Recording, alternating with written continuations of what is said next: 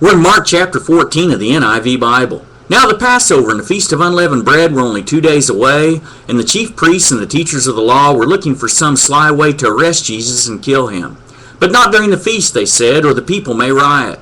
While he was in Bethany, reclining at the table in the home of a man known as Simon the leper, a woman came with an alabaster jar of very expensive perfume, made of pure nard. She broke the jar and poured the perfume on his head. Some of those present were saying indignantly to one another, "Why this waste of perfume? It could have been sold for more than a year's wages and the money given to the poor." And they rebuked her harshly. "Leave her alone," said Jesus. "Why are you bothering her? She has done a beautiful thing to me. The poor you will always have with you, and you can help them any time you want. But you will not always have me. She did what she could. She poured perfume on my body beforehand to prepare for my burial. I tell you the truth, wherever the gospel is preached throughout the world, what she has done will also be told in memory of her." Then Judas Iscariot, one of the 12, went to the chief priests to betray Jesus to them. They were delighted to hear this and promised to give him money. So he watched for an opportunity to hand him over. On the first day of the Feast of Unleavened Bread, when it was customary to sacrifice a Passover lamb, Jesus' disciples asked him, "Where do you want us to go and make preparations for you to eat the Passover?" So he sent 2 of his disciples, telling them, "Go into the city, and a man carrying a jar of water will meet you. Follow him. Say to the owner of the house he enters, 'The teacher asks, where is my guest room where I may eat the Passover with my disciples?' He will show you a large upper room, furnished and ready. Make preparations for us there." The disciples left, went into the city, and found things just as Jesus had told them. So they prepared the Passover. When evening came, Jesus arrived with the 12. While they were reclining at the table eating, he said, "I tell you the truth, one of you will betray me, one who is eating with me."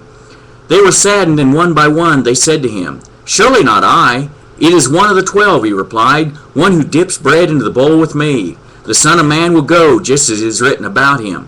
But woe to that man who betrays the Son of Man. It would be better for him if he had not been born." While they were eating, Jesus took bread, gave thanks, and broke it, and gave it to his disciples, saying, "Take it, this is my body." Then he took the cup, gave thanks, and offered it to them, and they all drank from it. "This is my blood of the covenant, which is poured out for many," he said to them. "I tell you the truth, I will not drink again of the fruit of the vine until that day when I drink it anew in the kingdom of God." When they had sung a hymn, they went out to the Mount of Olives. "You will all fall away," Jesus told them, "for it is written, 'I will strike the shepherd and the sheep will be scattered.' But after I have risen, I will go ahead of you into Galilee." Peter declared, "Even if all fall away, I will not." "I tell you the truth," Jesus answered, "today, yes tonight, before the rooster crows twice, you yourself will disown me 3 times. But Peter insisted emphatically, "Even if I have to die with you, I will never disown you."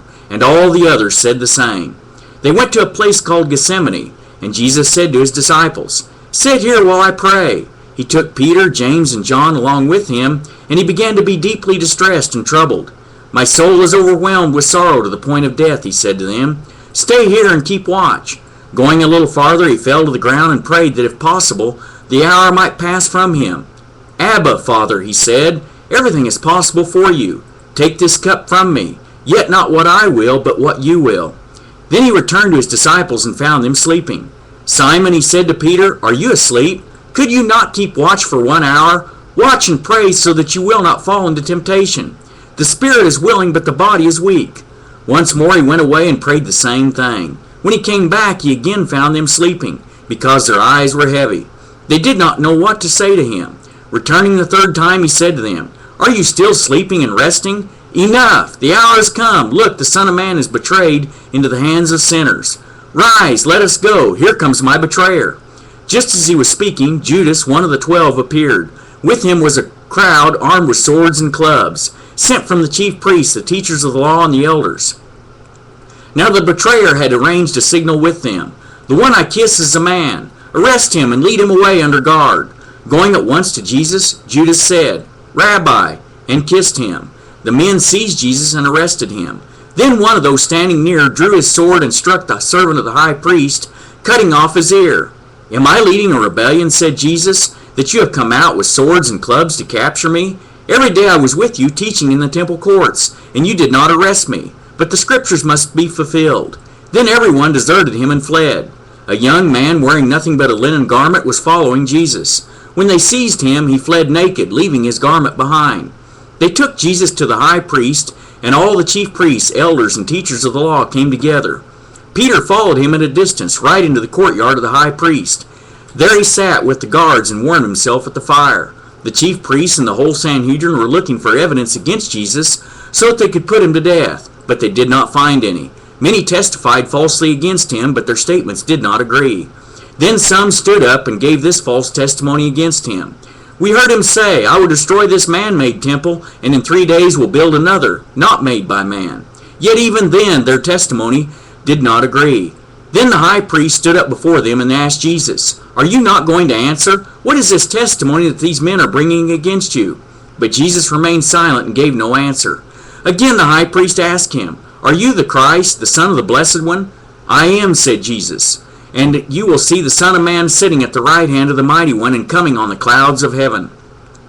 The high priest tore his clothes. Why do we need any more witnesses? He asked. You have heard the blasphemy. What do you think? They all condemned him as worthy of death. Then some began to spit at him. They blindfolded him, struck him with their fists, and said, Prophesy! And the guards took him and beat him.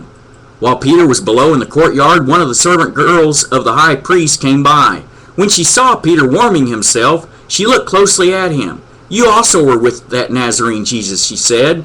But he denied it. I don't know or understand what you're talking about, he said, and went out into the entryway. When the servant girl saw him there, she said again to those standing around, This fellow is one of them. Again he denied it. After a little while, those standing near said to Peter, Surely you are one of them, for you are a Galilean. He began to call down curses on himself, and he swore to them, I don't know this man you're talking about. Immediately the rooster crowed the second time. Then Peter remembered the word Jesus had spoken to him. Before the rooster crows twice, you will disown me 3 times. And he broke down and wept.